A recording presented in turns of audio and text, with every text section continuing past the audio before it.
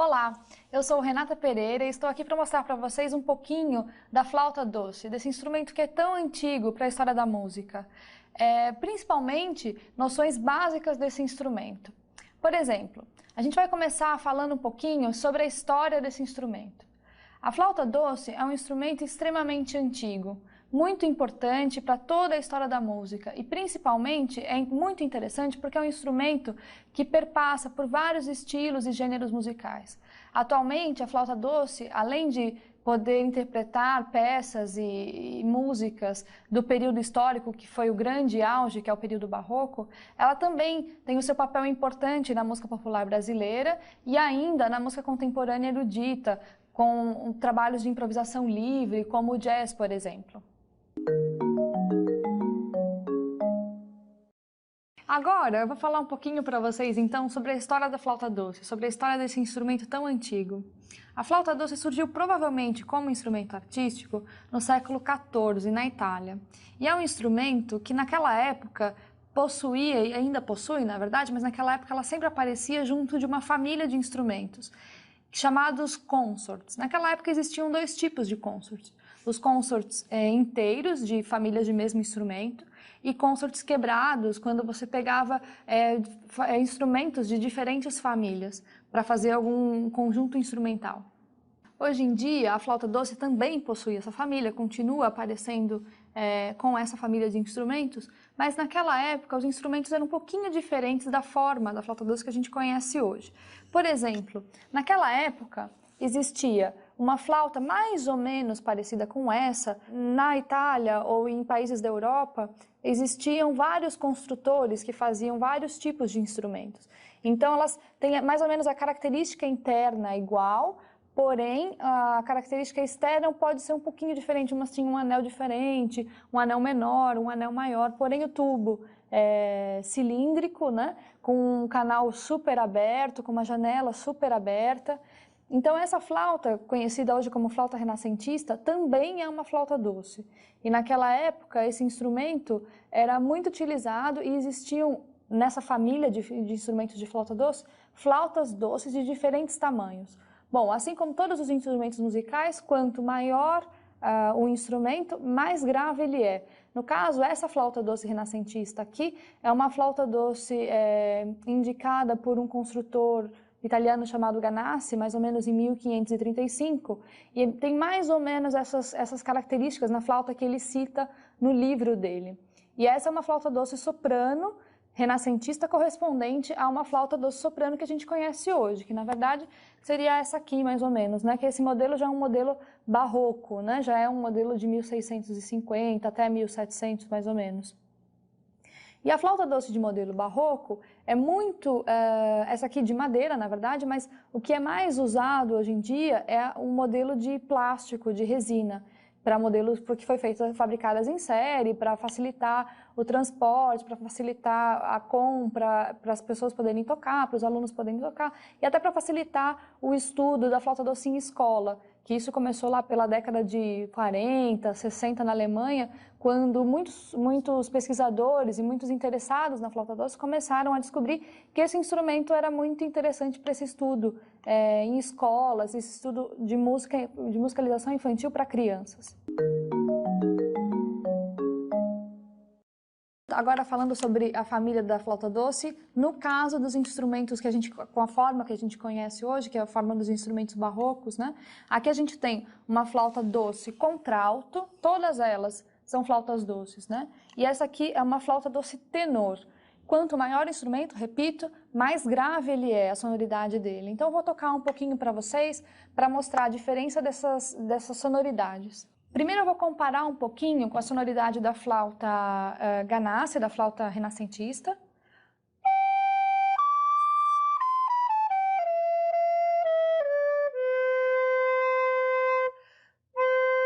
Reparem que a sonoridade desse instrumento é muito diferente da sonoridade do instrumento barroco, porque a flauta renascentista, por ter um tubo cilíndrico, ela tem as notas mais graves, mais cheias, mais com volume sonoro muito maior.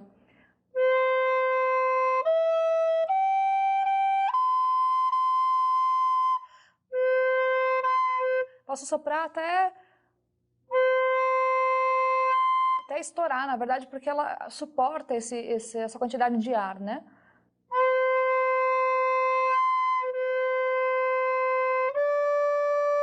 Ela aguenta a quantidade de ar porque ela tem um tubo muito mais cilíndrico porque na verdade a flauta barroca tem um tubo praticamente cônico, então ela tem uma estrutura interna diferente e por isso uma sonoridade muito diferente.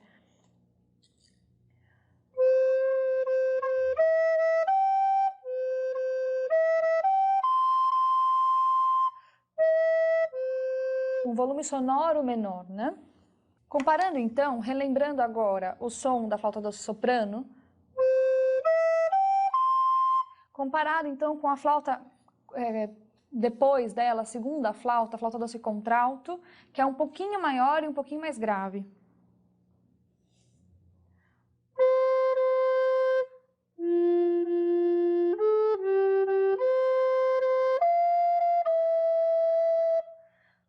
Uma sonoridade um pouco mais grave, também tão doce quanto, né?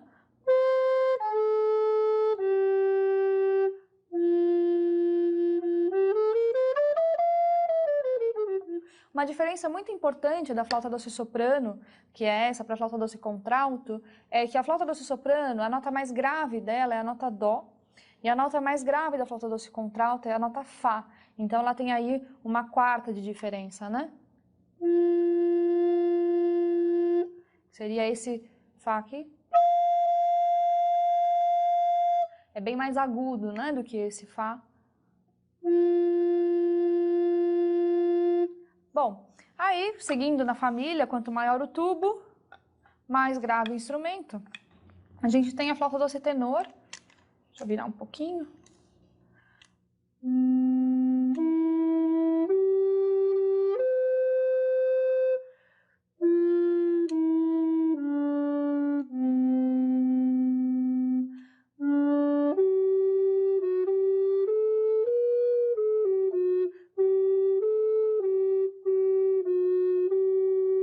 Muito mais grave a sonoridade. E aí, assim, segue os tubos maiores, flauta doce baixa, flauta doce contrabaixo, flauta doce subbaixo, e também flautas doces menores, né? Como a sopranino, por exemplo, que é uma flauta pequena, no caso aqui é uma flauta de resina, não é uma flauta de madeira, né?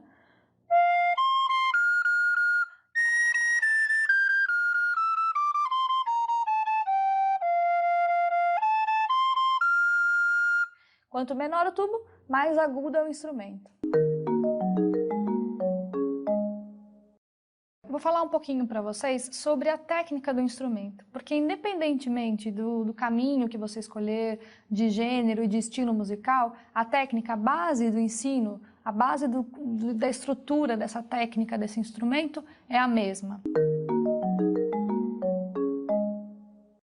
Bom, muito importante dessa técnica, dessa base dessa técnica de flauta doce, é a postura, de como se tocar sentado e de como se tocar em pé. Bom, para tocar sentado, na verdade o ideal é que a gente tenha ou uma cadeira sem braço ou um banco onde eu possa sentar de forma confortável e que minha perna possa ficar reta, né? De acordo com os pés apoiados, bem apoiados no chão, de forma que eu tenha equilíbrio e que as pernas fiquem de uma altura correta, né? Certo? Que eu não fique nem com a perna tão alta e nem com a perna tão baixa. Se a cadeira tiver, por acaso, como essa, um encosto, a gente deve sentar geralmente na ponta da cadeira, porque se você senta um pouquinho encostado, você fica relaxado demais e a coluna de ar fica deslocada. Se você senta muito encostado, reto demais, você tensiona certos músculos que depois dificultam na passagem do ar. Então, senta na ponta da cadeira, confortável, reto para poder tocar. Então, eu vou tocar um pouquinho para você conseguir observar um pouquinho essa postura.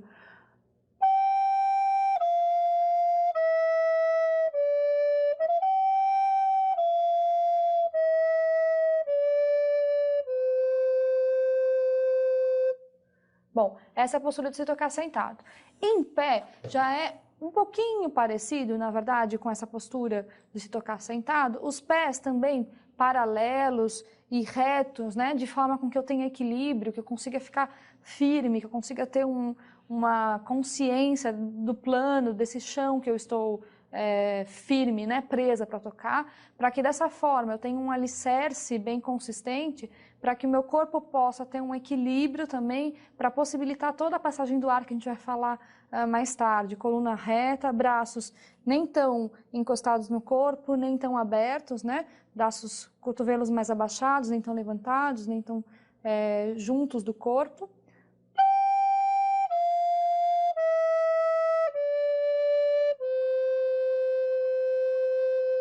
Pescoço também nem muito levantado, nem muito abaixado, né? Flauta também nem muito encostado no corpo, né? Uma posição confortável, relaxada.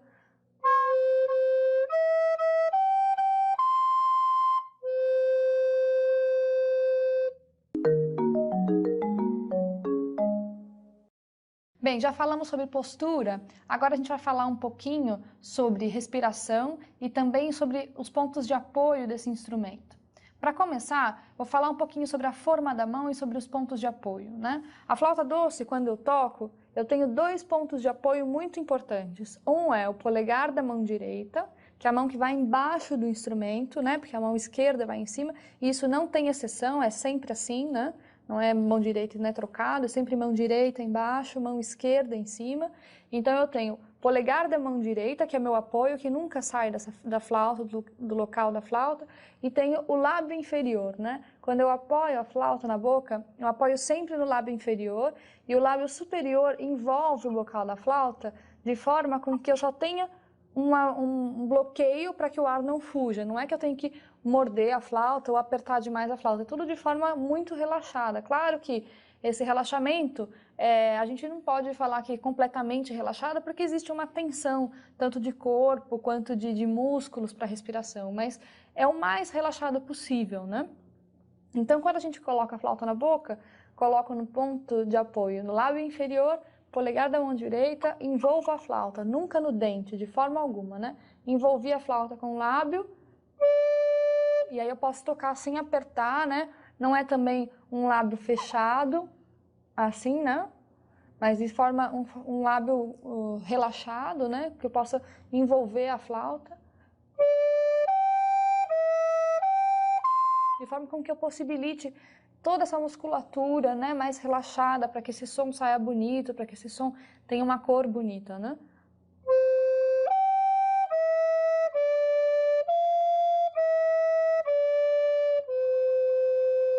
Bom, falando também, já que falamos do apoio da mão direita, falando um pouquinho de postura de mão, né?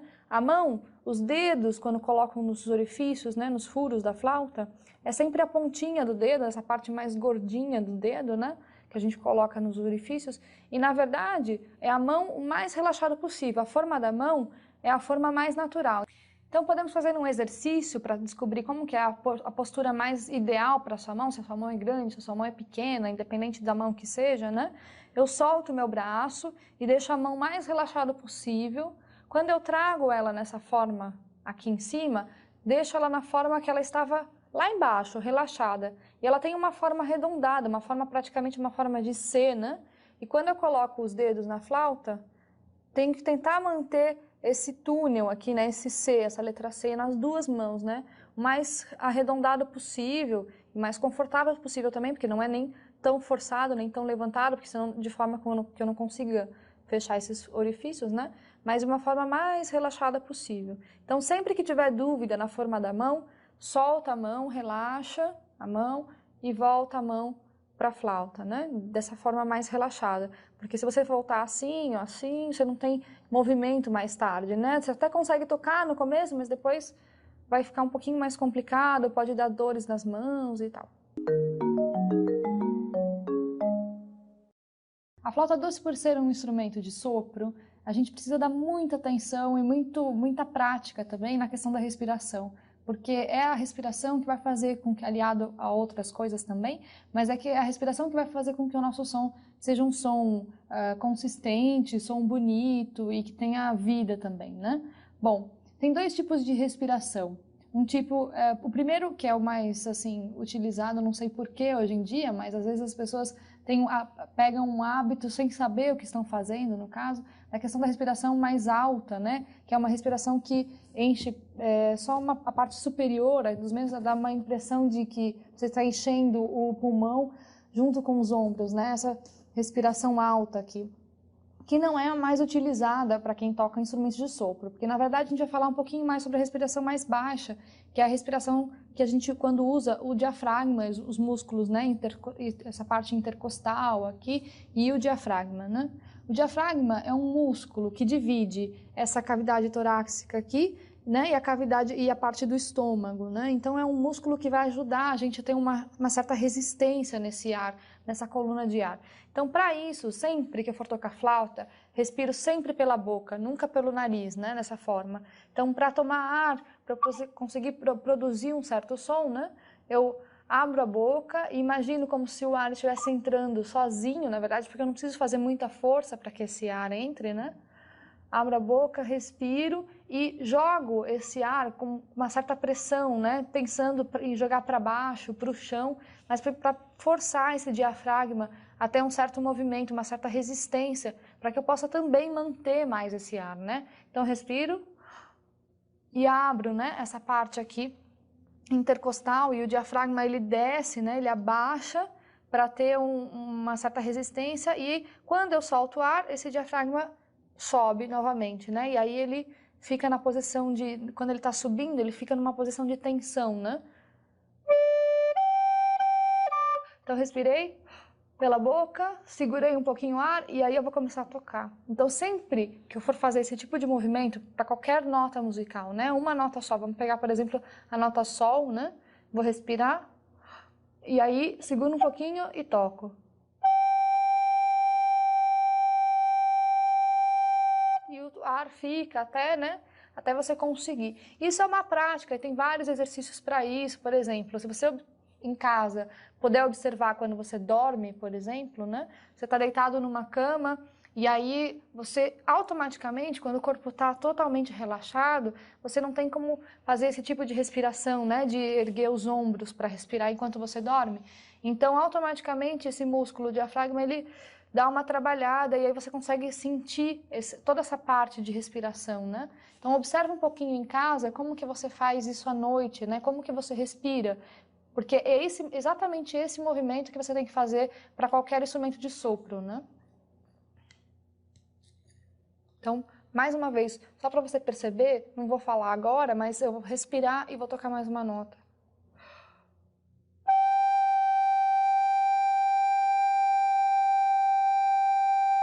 E nunca pelo nariz, né? E esse ar, ainda tinha ar, mas esse ar vai saindo e eu vou segurando. Quanto mais o ar vai fugindo da minha boca, eu vou segurando e mantendo a pressão para conseguir ter mais ar até o fim, né?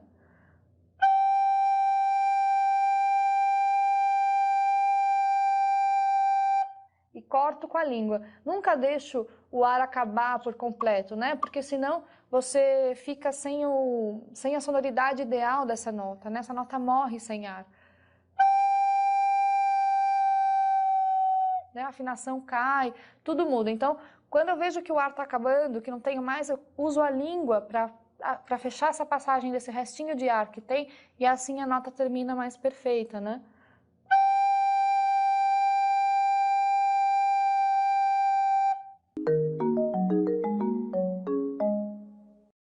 Já falamos de postura, já falamos de postura de mão, de pontos de apoio, de respiração. Agora, na produção sonora da flauta doce, a gente precisa saber muito assim dessa linguagem desse instrumento de sopro. Porque os pianistas têm uma linguagem do toque, os violinistas têm uma linguagem na mão direita, os guitarristas também têm uma certa linguagem, outros instrumentos também, cada instrumento tem a sua linguagem. E a flauta doce, como os instrumentos de sopro, tem essa linguagem da articulação. E a flauta doce, de todos os instrumentos de sopro, é um instrumento que isso fica muito mais evidente, é muito mais claro. É um instrumento que possibilita quase que uma fala dentro dele, né? Então, para fazer esse tipo de articulação, esse movimento da língua, que a articulação nada mais é do que esse movimento que a língua faz, né? Para poder possibilitar a passagem do ar ou interromper a passagem do ar em cada nota, para fazer isso existem dois tipos de articulação. Existe uma articulação chamada simples, que a gente usa 3 tipos de consoante para essa articulação simples, que é a consoante T, a consoante D e a consoante R, né? E a gente pode adicionar essas vogais, essas 3 consoantes, como ficar melhor. Na verdade, a gente vai usar o U, porque a gente tem uma forma da boca um pouco mais fácil, né, na hora de tocar. Então, tu, du, iru. E a gente tem depois, que isso é mais tarde, isso já é para um estudo um pouco mais avançado, de uma articulação dupla, que é quando eu tenho a combinação dessas articulações simples com outras consoantes, por exemplo, taca, taca, daga, daga, né, com outras consoantes para formar um movimento único da língua para 2 articulações, para 2 movimentos, né?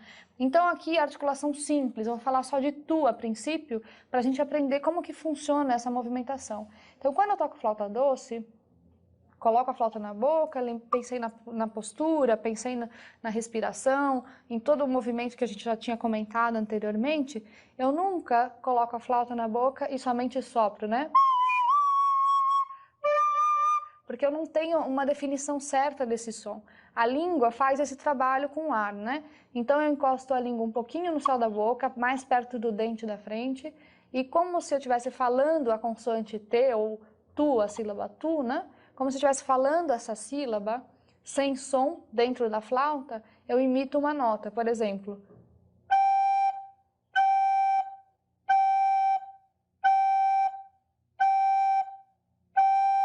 Então, esse movimento tem que ser muito claro, sempre encostando a língua um pouquinho no dente da frente, né? E tu, esse movimento que eu tenho que fazer com a flauta, né? Porque se eu simplesmente soprar, sem a ajuda da língua, acontece isso, né?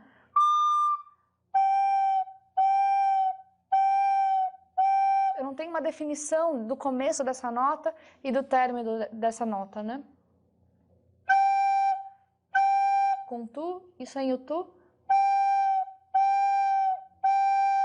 Né? Então a gente vai começar, por exemplo, notas musicais, dó, ré, mi, né? Dó na flauta, que é a nota mais grave da flauta soprano, a gente já falou isso anteriormente. Dó, ré, mi, fá, sol, lá, si e dó. Vamos começar pelo ré, porque é uma nota mais grave, não é tudo fechado, e é uma nota que vai dar pra gente uma ideia de uma boa sonoridade, né, de respiração, de som bonito, de articulação suave, porque se eu articulo muito forte, a nota estoura, né? Então a gente vai fazer um ritmo que é o seguinte, esse ritmo aqui.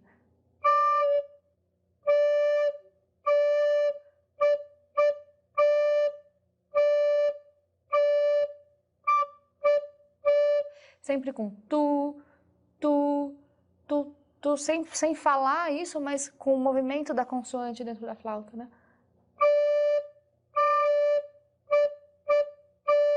E depois a gente pode movimentar o indicador, o dedo indicador, e fazendo a posição da nota Fá sustenida, né? Fá sustenido, e Ré, Fá, né?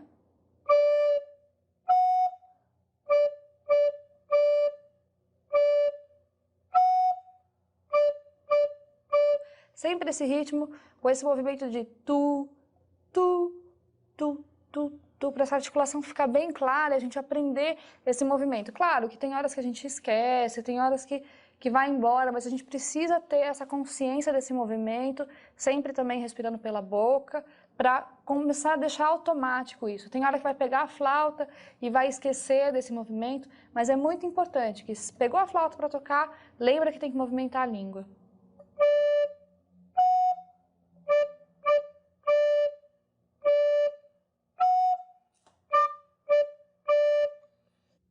Então isso é muito importante, porque quando a gente vai tocar, isso pode acontecer, pode esquecer. Então é importante lembrar que pegou a flauta para tocar, respirou, fez a posição, tá tudo pronto, não esqueça da articulação. Então a gente vai fazer aquele mesmo ritmo.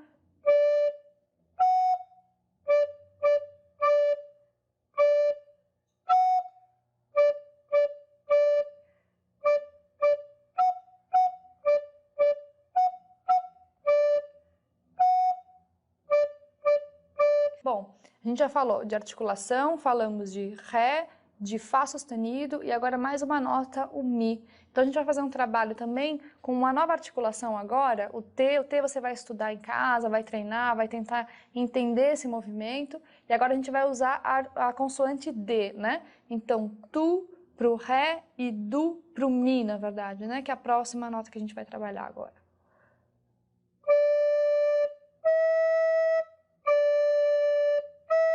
Então, Tu, Du, Tu, Du.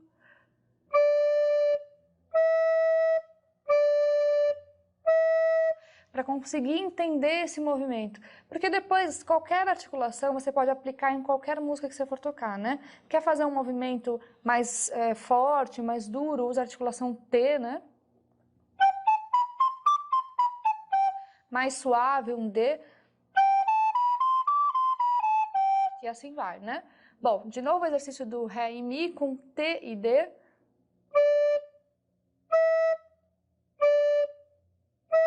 E depois a gente vai encerrar com um Ré longo e vamos cortar esse Ré, esse ar, com a língua. Não deixa o ar acabar para a nota não desafinar, né?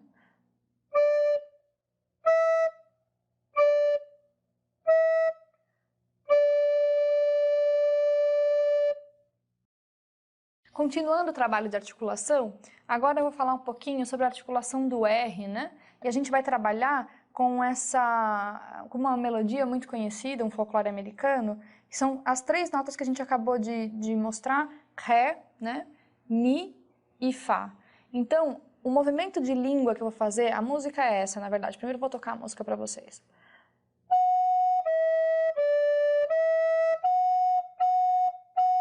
Então, Fá, Mi, Ré, Mi, Fá, Fá, Fá. E a articulação que eu vou fazer para esse trechinho da música é Turu, Duru, Du, Du, Du.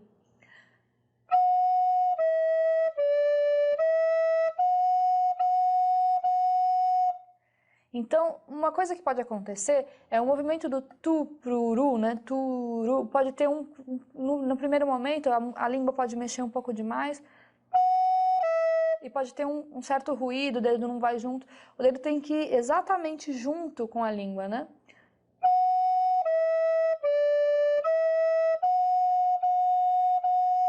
Porque senão começa a dar um certo ruído na articulação. Né? O dedo sai um pouquinho antes, um pouquinho depois, começa a dar um certo ruído. Então, exatamente junto. Turu. Se quiser treinar um pouquinho com a flauta no queixo, né? Turu, duru, du. Fica mais fácil.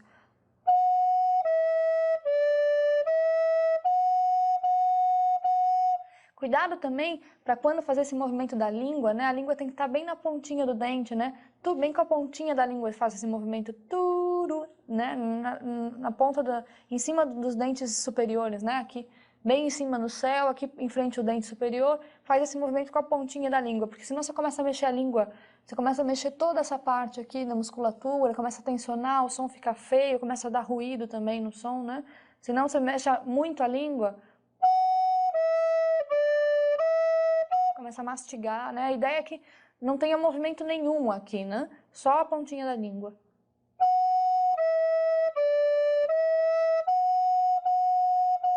Depois, du, du, du com Mi. E depois, du, du, du com Fá.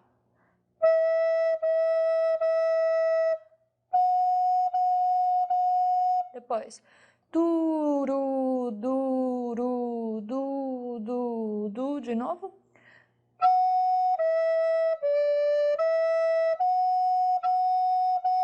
E o final é um pouquinho diferente. Tu, tu, tu, duru, du, tu, fá, mi, fá, mi, ré. Então, o último trecho da peça.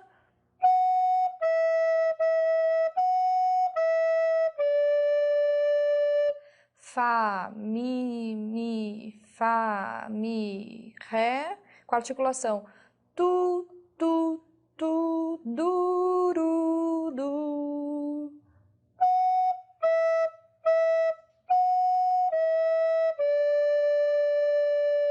E aí você tem a música completa com essa articulação, e aí dá para tocar, porque se eu fosse tocar essa música inteira com tu, por exemplo, ela soaria assim.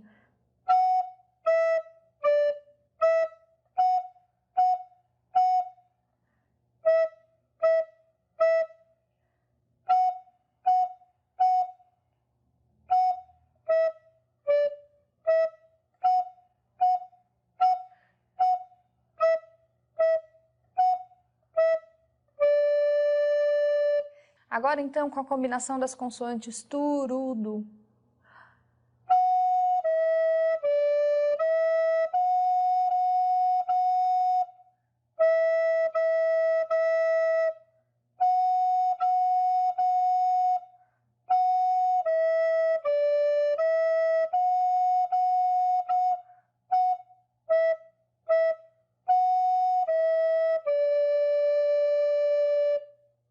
Sempre respirando pela boca e sempre finalizando com a língua. Todo esse trabalho de articulação e de respiração que a gente já fez até então, pode ser aplicado em todo o repertório que você for trabalhar. Mas agora falando um pouquinho mais de técnica do instrumento, é muito importante para tocar qualquer tipo de repertório que você possa estudar muitas escalas. O que são escalas, né? São uma sequência de notas que você pode trabalhar de diversas maneiras, diversos ritmos, com notas longas, notas curtas, articulações diferentes, para que você tenha o domínio completo do seu instrumento. Então, por exemplo, vamos começar com o dedilhado, né? Você tem a tabelinha de dedilhado, então a gente tem nota Dó, todos os furos fechados, sempre mão esquerda em cima e mão direita embaixo. Então, você tem todos os furos fechados, nota Dó. Depois, tirei o furo número 7, nota Ré, que a gente já tinha trabalhado nas lições anteriores, né? Depois, nota Mi. Aí o Fá, eu tenho um dedilhado que é um dedilhado histórico, né? Então esse Fá é um pouquinho diferente, né? Na flauta barroca, na flauta doce soprano, é um pouquinho diferente. Então o Fá eu tenho o furo de trás 0, dedo 1, 2, 3, 4, 6 e 7 fechado. Essa é a nota Fá. Então do Dó, Ré, Mi, o Fá é um pouquinho diferente. Depois Sol, Lá, Si e Dó. Essa é uma escala de Dó, né? Dó, Ré, Mi, Fá, Sol, Lá, Si, Dó. Então a gente vai tocar essa escala primeiro com a articulação Tu, que a gente já tinha trabalhado antes, né?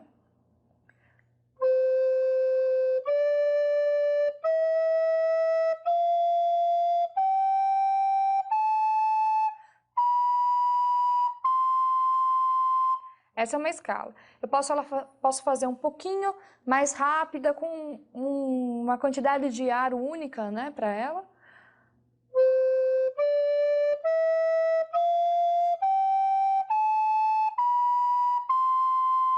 Ou posso estudar também com notas longas, né? Respiro, toco uma nota, corto a nota, respiro de novo, toco a próxima nota.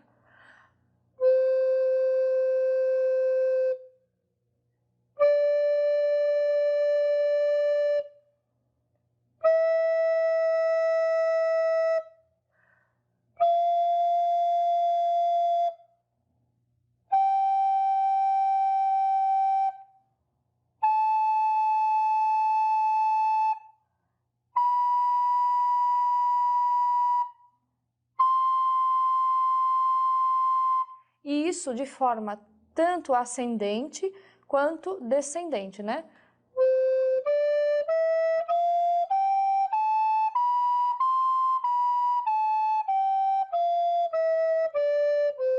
Né? Tanto de forma ascendente quanto de forma descendente. Quanto mais você estudar na extensão inteira do instrumento, mais controle dele você tem, né?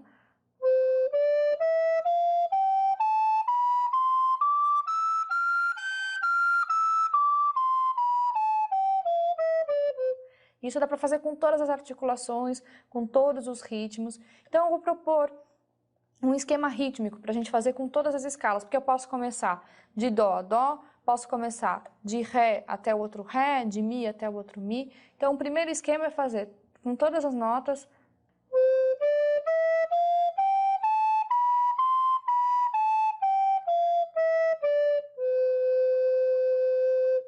E depois tem uma terceira opção que você pode brincar, aí com toda a extensão da flauta, por exemplo, a gente já falou a todas as posições até essa oitava do Dó, né?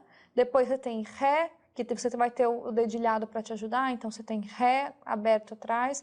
Mi, você tem o mesmo dedilhado do Mi grave, só que meio furo atrás, e esse meio furo atrás você tem que fechar com o polegar de forma com que a unha deixe metade do furo aberto. Então você tem que prender o furo com metade da unha, dessa forma, né? Para você conseguir fazer o Mi, soprar um pouquinho mais também. A quantidade de ar que você sopra para a nota grave é um pouquinho menos do que para a nota aguda, né?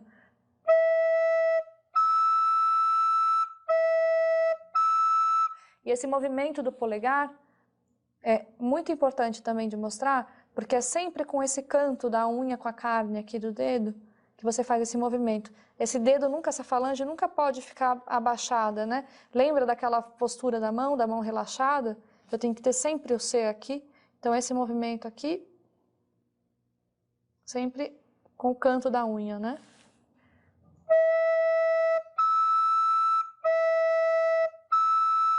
E aí, depois que você estudar cada posição da flauta, dá para fazer uma outra variação rítmica da escala, que aí é brincando com toda a extensão da flauta.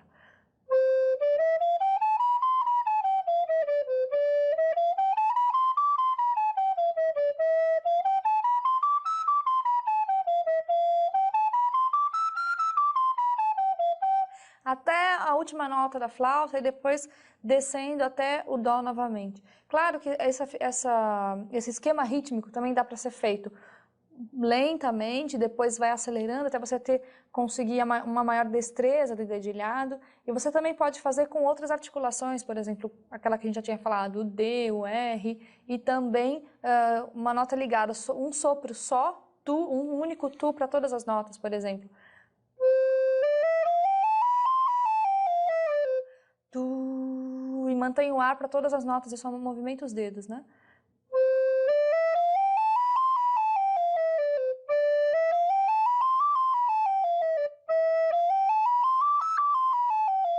E sempre articula a próxima nota. Então, tu, tu, e assim vai articulando e fazendo cada escala com uma única articulação. Ou também usando outras articulações, D, ou, e assim você vai conseguindo uma maior naturalidade nesses movimentos, para que mais tarde você possa aplicar todas essas articulações a qualquer repertório que você possa fazer. É importante também falar um pouquinho sobre a afinação desse instrumento. A flauta doce é um pouco taxada por ser um instrumento desafinado, mas é importante, muito importante, na verdade, que você conheça muito bem o seu instrumento. Então, a gente tem algumas possibilidades de afinação. Uma é, quando você vai tocar com outro instrumento, você tem que saber exatamente o diapasão dessa flauta. Por exemplo, saber como que ela está. Se ela está mais alta, se está mais baixa, se é mais baixa do que outro instrumento, se não é. Para isso, você pode contar com a ajuda de um aparelhinho como esse, de um afinador, que pode te dar uma referência correta de como está o seu instrumento. Uma das possibilidades é, você tem a cabeça da flauta, no caso, você pode abrir e aumentar um pouco o tubo para mudar essa afinação, ou você pode fechar um pouco esse instrumento e mudar a afinação. Vou mostrar para vocês a afinação dessa flauta com o tubo fechado aqui. Nota Sol. É extremamente alto, né? Então, se eu coloco, quando o ponteirinho está mais para cá, nesse vermelho aqui, onde tem esse símbolo do sustenido, né? Quer dizer que a nota está extremamente alta. E aí eu abro um pouquinho.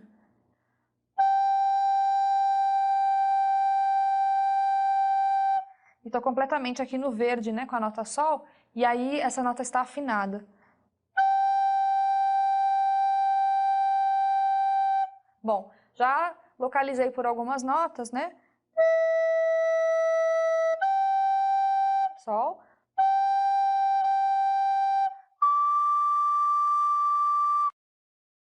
Com a possibilidade que esse instrumento nos dá de fazer vários dedilhados para cada nota, a gente pode fazer um único dedilhado, quer dizer, outros dedilhados para uma única nota, que isso, além de a gente ter ganho de sonoridade, de timbre, para melhorar o desempenho, fazer uma nota especial naquela melodia que precisa de uma nota especial e tal, eu vou mostrar para vocês, vou fazer 3 dedilhados para o si bemol, né?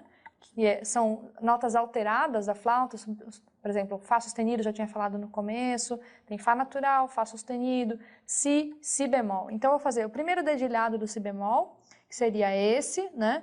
0, 1, 3, 5, 6.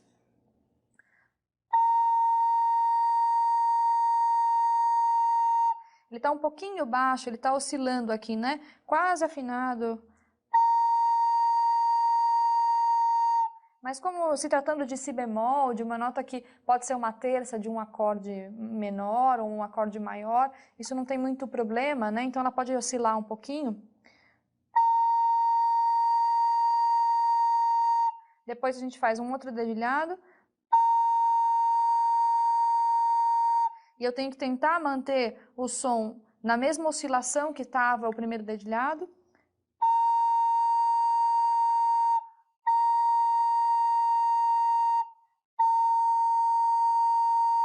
Então,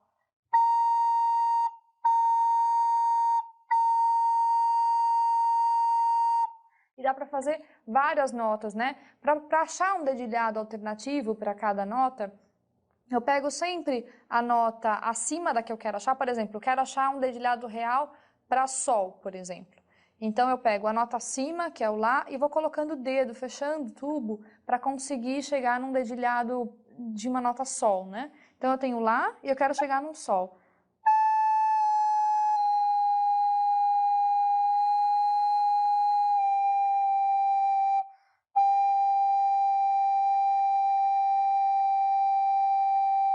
Quase cheguei num Sol, né?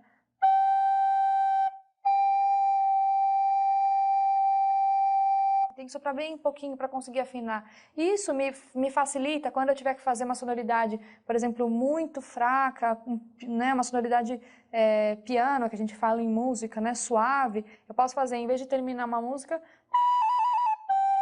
fazer nada.